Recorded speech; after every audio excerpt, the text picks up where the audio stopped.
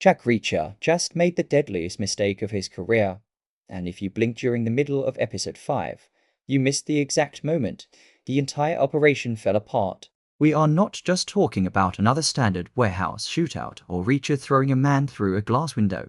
Episode 5 completely flips the script on how Reacher operates. For the first time all season, his raw physical power and military genius are used against him. The enemy stopped trying to match Reacher's strength and started using his predictable urge to protect people as a weapon. If you thought Reacher was always 3 steps ahead of everyone else in the room, this episode proves that even an elite investigator can walk straight into a carefully built kill box when his temper gets the best of him. The episode opens right in the middle of a high-pressure situation, skipping any slow build-up and dropping us straight into the action.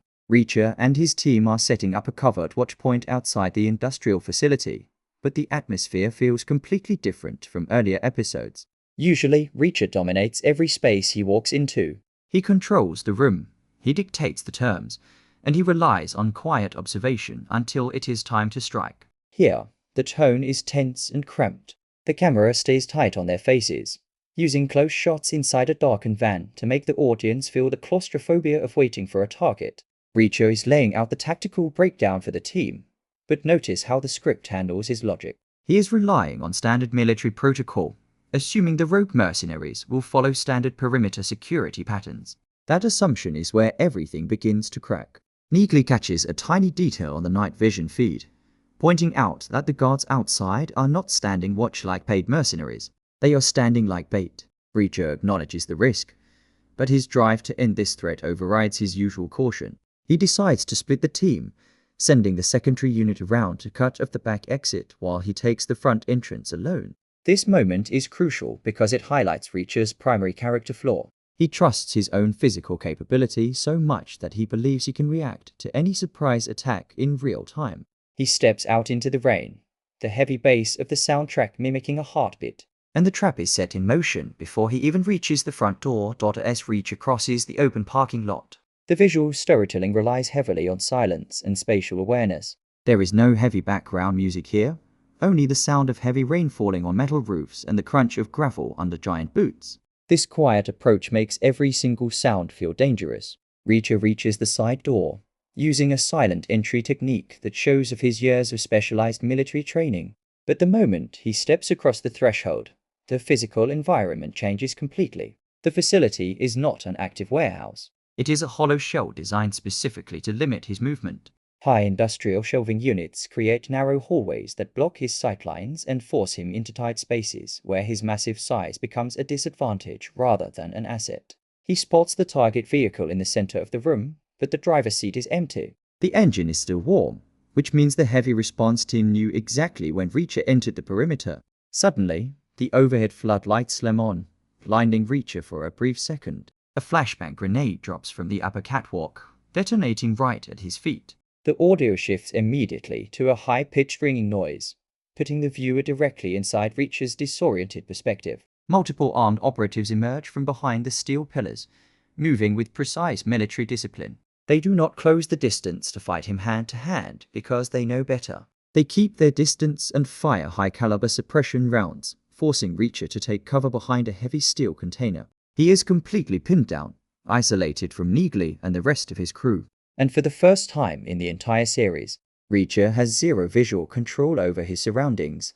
The physical sequence inside the warehouse quickly devolves into a desperate fight for survival rather than a controlled tactical sweep. Reacher realizes that the mercenaries are not trying to kill him immediately. They are driving him deeper into the building, funneling him toward a reinforced basement level. Every time he tries to break left or right, heavy gunfire cuts off his path. He uses a discarded steel pipe to jam a rolling security gate, creating a temporary barrier to block the flanking team, but the structural layout is working against him at every turn. Reacher manages to grab one of the flankers from behind a pillar, using the guard as a human shield to absorb incoming fire while disarming him in one brutal motion. He breaks the guard's arm to gain control of the assault rifle, but when he pulls the trigger, the firing pin clicks on an empty chamber. The mercenaries deliberately left weapon systems empty, knowing Reacher would try to use them on the fly. This level of preparation shows that the enemy is reading Reacher's standard combat playbooks. He throws the useless rifle at the nearest shooter, knocking him off the raised catwalk, and dives through a glass partition to reach the lower maintenance tunnels. The camera tracks his landing, showing the visible physical toll this fight is taking on him. He is bruised, bleeding from a deep glass cut on his shoulder, and breathing heavily. He checks his sidearm only to realize he has less than half a magazine left. He is out of position, running low on ammunition, and completely out of contact with his team because the metal structure is blocking their radio signals. The closing minutes of this first major section leave the entire mission hanging by a thread. Reacher sits in the dark maintenance corridor beneath the facility, listening to the heavy boots of 4 armed operatives searching the floor directly above his head. He pours out his encrypted radio, but all he gets is static. Outside, Neagley and the secondary unit hear the sudden silence from inside the building. They realize the primary radio signal went dead, meaning Reacher went down or got cut off. Neagley makes the high-risk decision to breach the back entrance early, breaking protocol to save Reacher, which plays directly into the enemy's master plan. The mercenaries wanted the entire team inside the facility from the start. As Neagley cuts through the chain link fence at the rear exit, motion sensors trigger automated locks across all external doors, sealing the rest of the special investigators inside the perimeter alongside Reacher. The episode leaves us with a terrifying visual realization. Reacher did not just walk into a trap for himself. He unwittingly dragged his entire extended military family directly into the kill zone with him. He is stuck in the dark below. The enemy holds the high ground above, and the exit doors are welded shut from the outside. The tables have completely turned, setting up the most dangerous crisis Reacher has ever faced. The mercenaries believe they had Reacher fully trapped inside the low-light maintenance tunnels, but they completely fail to account for how he adapts when he is backed into a corner. Reacher does not rely on high-tech gear or complex gadgets when things go wrong. He relies on basic physics, environmental weapons, and psychological pressure.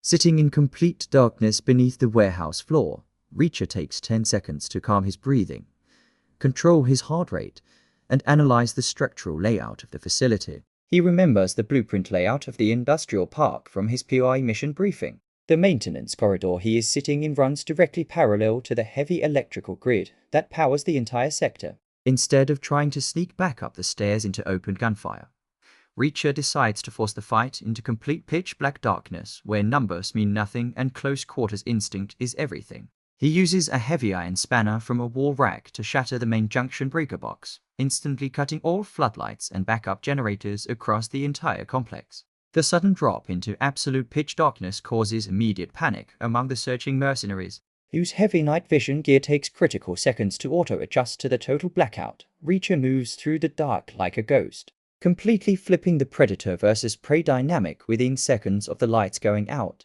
The visual direction in this segment drops the heavy action music entirely, replacing it with amplified ambient sounds of nervous heavy breathing, thermal optic humming, and footsteps echoing of concrete. Reacher catches the first mercenary from behind in the pitch black, executing a swift, silent takedown by slamming the guard's helmeted head into a low-hanging steel beam. He does not even bother taking the guard's rifle this time, knowing the enemy might have rigged secondary weapons with biometric locks or empty magazines. Instead, Reacher takes the guard's tactical flashlight, heavy ZTIs, and a high-frequency flash grenade. He turns the flashlight on, straps it to a rolling industrial cart, and shoves the cart down the long hallway toward the far exit.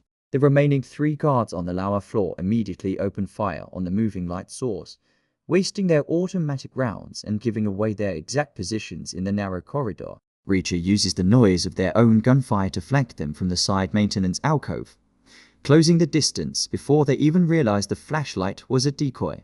The physical combat that follows is raw, claustrophobic, and intensely brutal. Reacher grabs the lead shooter by his tactical vest, slamming him backward into his teammate with enough force to shatter the steel railing behind them. The fight takes place in extremely tight quarters, where long-barreled assault rifles are completely useless. Reacher uses short elbow strikes, palm heels, and heavy knee drives to neutralize the guards before they can transition to sidearms. He uses the second guard as a physical shield against the third mercenary's point-blank shots, taking control of the space with relentless forward momentum. What makes this tactical sequence so compelling is Reacher's cold calculation. Every hit is designed to end the fight instantly without wasting energy. He disarms the final guard on the lower floor, breaking his wrist with a quick joint lock, and uses the captured flash grenade to blind the reinforcement squad waiting at the top of the stairwell. The explosion rocks the narrow concrete shaft, disorienting the upper team and opening a small window of opportunity for Reacher to breach the main floor and regroup with his team. Reacher bursts through the upper access door, just as Neagley and O'Donnell are trying to cut through the sealed emergency exit. The visual style shifts rapidly from dark, claustrophobic tunnel shots to wide, high-contrast framing of the main warehouse floor as smoke and emergency strobe lights fill the air. Neagley covers the high catwalks with precise semi-automatic fire, while O'Donnell provides perimeter security near the loading bay. Reacher does not waste a single second celebrating his survival. He immediately takes command of the room, directing their firepower toward the central control room to cut the automated facility locks. By turning the building's own mechanical systems against the ambush force, Reacher transforms a hopeless defensive trap into an aggressive counter-breach. He smashes through the reinforced glass window of the security office, ripping the central lock override handle directly out of the main console. The heavy external blast does slide open with a loud pneumatic hiss, breaking the perimeter seal and allowing the team to exit into the rainy parking lot just as enemy backup units pull up outside. As the team retreats into the waiting getaway vehicle, the true strategic impact of Section 2 becomes painfully clear to everyone involved. Reacher saved his team from total destruction inside the warehouse, but the operation was never about killing the special investigators in a simple shootout. The entire ambush was a high-level distraction designed to keep Reacher isolated while the main villain's forces raided their secure safehouse miles away. Neagley checks her encrypted tablet in the moving car and realizes all live feeds from their headquarters have been wiped clean. Reacher sits in the back seat, wiping blood from his knuckles, staring out into the rain as the cold reality sinks in. He managed to fight his way out of a deadly tactical kill box, but in doing so, he took the bait and left their most critical intelligence assets completely unguarded. Section 2 ends on a massive narrative cliffhanger. Reacher won the physical battle inside the industrial facility, but he just lost the larger tactical war for the entire season. The fallout from the Safehouse breach drives Reacher straight into the most intense personal confrontation of the season, taking us directly into the climax of Episode 5. Reacher arrives at the compromised Safehouse to find the front door off its hinges and the security monitors smashed to pieces. But instead of fleeing the scene, the main target left behind an elite heavy response commander specifically to finish Reacher off in a one-on-one fight. The visual direction in this climactic sequence drops all pretense of a traditional military tactical raid and transforms into a raw, bone-chilling showdown. The lighting inside the ruined safehouse is dark and moody, punctuated only by flickering red emergency lights reflecting off rain-slicked hardwood floors. Reacher steps into the living room, tossing his empty sidearm onto the couch because he knows this fight is not going to be decided by bullets. The enemy commander steps out from the shadows, wielding a heavy tactical combat knife and wearing full body armor. Reacher stands over 6 feet 5 inches tall, but for the first time, his opponent matches his sheer physical scale and possesses elite hand-to-hand combat training designed specifically to neutralize massive opponents. The choreography of this final action beat is brutal, realistic, and framed in long, unbroken camera shots that highlight every single impact. The commander lunges forward with lightning speed, driving the blade toward Reacher's ribs. Reacher sidesteps the initial thrust, but the blade slices through his jacket, leaving a long slash mark across his forearm. Reacher responds with a devastating right hook, but the commander absorbs the blow on his tactical shoulder guard, using Reacher's momentum to throw him headfirst into a heavy wooden bookshelf. The shelf shatters on impact, sending dozens of hardback books and broken glass raining down around them. Reacher clears his head instantly, grabbing a broken wooden shelf leg to parry the commander's next series of knife strikes. The sound design drops the background score entirely during the fight, replacing it with the heavy thud of fists against body armor, the screech of steel against wood, and the ragged, desperate breathing of two lethal fighters pushing their bodies to the absolute limit. Reacher realizes that standard boxing combinations will not pierce the commander's reinforced chest plate, so he shifts to ruthless, close-range grappling techniques designed to break limbs as the fight reaches its absolute boiling point. Reacher uses the ruined environment of the safehouse to swing the odds back in his favor. He drives the commander backward into the exposed brick fireplace, trapping the man's arm between two heavy brass fire irons. The commander slashes wild with his free hand, cutting Reacher across the cheekbone, but Reacher ignores the pain completely. He grabs the commander by the throat with his massive left hand, lifting the heavy man off his feet and slamming him down onto a glass coffee table, shattering the thick-tempered glass into hundreds of pieces. The shock of the impact dazes the commander just long enough for Reacher to secure a joint lock on his wrist. With one violent, precise twist, Reacher snaps the commander's arm, forcing him to drop the knife. Reacher grabs the fallen tactical knife and pins the commander to the floor by driving the blade through his shoulder armor, completely immobilizing him. Blood dripping from his forehead onto the shattered glass. Reacher leans down close to the commander's ear, his voice dropping to a terrifying, icy whisper as he demands to know where the stolen intelligence files were taken. The final moments of Section 3 deliver the ultimate narrative twist that redefines the entire trajectory of Season 4. The defeated commander coughs up blood, laughing in Reacher's face as he reveals that the Safehouse raid was never meant to steal intelligence files. It was an extraction mission to break out a high-value prisoner Reacher had captured 3 episodes ago. Reacher turns around slowly, looking down the dark hallway toward the holding cell at the back of the house. The heavy steel cell door is hanging open. The reinforced deadbolts she'd clean off with thermal cutting torches. Neatly rushes into the house with her weapon raised, but she stops dead in her tracks as she sees the empty cell. The key witness who held all the evidence against the corporate syndicate is officially gone, leaving Reacher and his team with zero leverage, zero hard evidence, and a trail of dead ends. Reacher stands frozen in the middle of the ruined Safehouse, his knuckles bleeding and his lungs burning, realizing that while he won the most violent fistfight of his life, his enemies just pulled off the ultimate checkmate right under his nose. When you look past the intense fistfights and tactical ambushes, Episode 5 is packed with subtle hidden details and clever book references that completely change how you view the story. Eagle-eyed fans of the original Lee Child novels likely notice the clever Easter egg planted right during the warehouse sequence. The high-voltage electrical box Reacher shatters to cut the power is marked with the serial number 110, which is a direct nod to Reacher's old military unit, the 110th Special Investigators. Furthermore, the subtle chessboard placed on the desk inside the Safehouse was not just random set dressing. If you pause the frame right before the commander attacks Reacher, the pieces on the board are arranged in a classic tactical setup known as the Scholar's Mate, visually foreshadowing the quick, aggressive trap the enemies were laying for Reacher's team throughout the entire episode.